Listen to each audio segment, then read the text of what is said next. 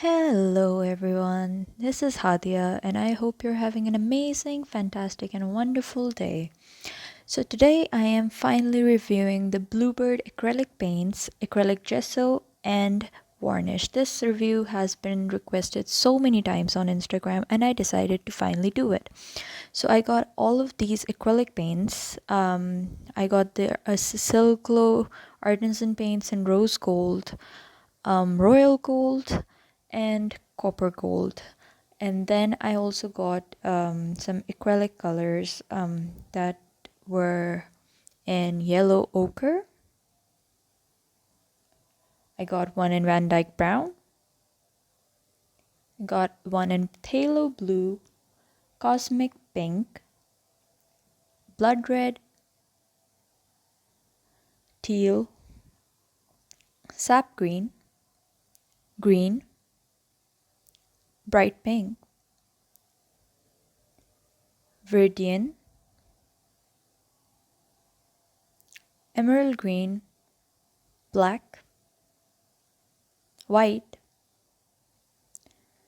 And then I also got their acrylic gesso, and I'll be reviewing that as well, along with their polyurethane varnish in matte. I believe both the varnish and the gesso were 600 grams, while these cute little tubs were 100 grams each. They remind me of ice cream tubs, and I just think they're adorable.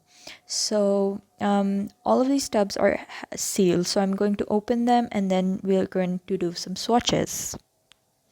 So right here I have my Canson mixed media sketchbook, and I've already swatched two colors. I've swatched the phthalo blue and the black color on my sketchbook already, but now I'll do a time lapse of swatching the other colors. So for the swatches, I'm just doing single long strokes so I can see how opaque they are, and I'm just writing down the names of each color underneath the strokes.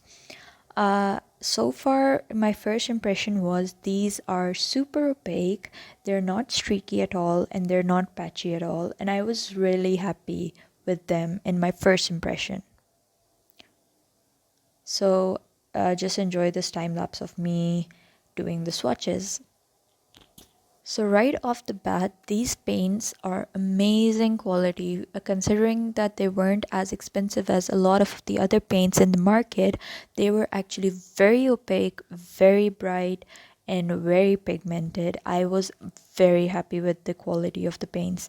The box or the jars were kind of hard to open, but other than that, that was my main setback. Like, they were very hard to open, and I have long nails, so it was kind of scary opening them because I was scared that I'm gonna break a nail. But other than that, I'm really happy with the paint inside, guys. Like, the paint is really good quality, not gonna lie. There is one positive thing about these jars, that you can get all of the paint out. Unlike in tubes, a lot of paint is left and you can't get all of it out. However, since I feel like these jars might not close very well after a while, so there is a chance that the paint might dry up really soon, since if you don't close the jar properly, there will be a lot of contact with air. And right here, I'm just showing you how some of the paints had a more matte like finish, just like gouache. Like, the bright pink was really matte, and some of them were very glossy, like highly glossy. And yeah, again, I'm just like going to go back on the fact that these were hard to open. So another thing that I found really annoying was that some of the paints were filled to the top, but half of them were only half full. So it seemed like they were only giving me 50 grams of paint. So all of the Silco artisan paints were half full, and some of the acrylic paints were half full, while the others were filled to the top. And if you've seen my old video of the studio acrylic paints, I reviewed them in a previous video. I'll link them down below. So you must have noticed that they weren't very good quality. They weren't opaque. They were very patchy and very streaky. But unlike the studio acrylics, these paints were very good quality. They were very opaque and they layered well and they were not at all patchy or streaky. Anyway, I've used these paints in a couple of artworks and I'll be showing them right now. So here's a painting I did with it, and then I painted some fabrics like chiffon, lawn, and organza with them. Next, I'll be reviewing the polyurethane varnish, and I got the matte one because I prefer matte, the look of matte paintings. I am going to be painting this commission work I did, and I really hope that it becomes like completely matte and a little bit more vibrant, because I've noticed that varnishes tend to make paintings a little more vibrant than they already are. So I'm gonna coat it with the first coat of the varnish and I'll be right back. So this is what the painting looks like after one coat of the varnish. It did become a little more matte, but not as matte as I was hoping. I was hoping it would be as matte as gouache paints, but I guess that was like um impossible. Anyway, I feel like the painting has brightened up a lot more, and I'm okay with it. I just wish it was a bit more matte, and it would reflect less light, but so far I like the varnish. I'm gonna give it a 10 out of 10. Next, I'll be reviewing the acrylic gesso by Bluebird. So it's a canvas primer basically, and I'll be priming these canvases that I previously painted, and I just want to paint over them because I'm tired of the design. So let's see how opaque of a coat I can get by using this gesso. Here are my canvases after 2 coats, and they're still not opaque, which is making me so angry because I used up so much gesso to cover these up, and they're still the paint is still popping up. So let's just see how paint layers over the gesso, and I guess I can't be mad at it because gesso is mainly for priming white canvases, and I guess it would prime the white canvas really well.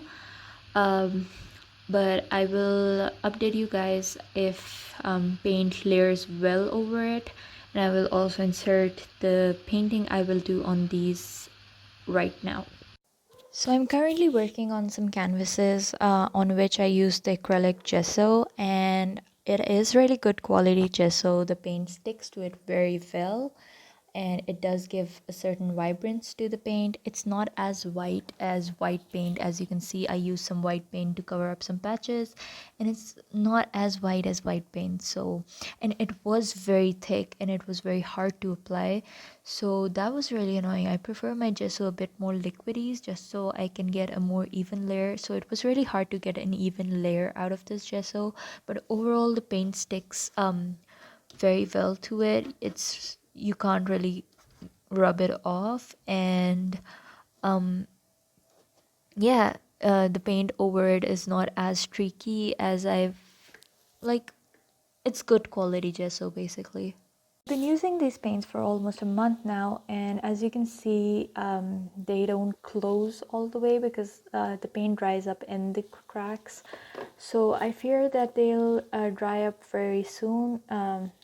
Almost some of them don't even close all the way. Like, I need to put weight on top of them so they close. Otherwise they just the lid just sticks up, and that's really annoying. And I feel like the paints will dry up soon if you don't use them quite often. I'm almost out of most of these colors, so I guess I'll use them up before they dry out. But if you don't paint as often and you want to make an investment, that would definitely be a problem since they do not close well at all. Anyway, that was it for today's video. I would rate these paints 10 out of 10. I would rate the acrylic gesso 6 out of 10 just because it was too thick for me and I couldn't get an even layer. And I would give the varnish a 10 out of 10. So that was it for my review, guys. I really hope you liked it, and if you want to see more videos from me, please like, comment, and subscribe, and I'll see you guys next time. Bye.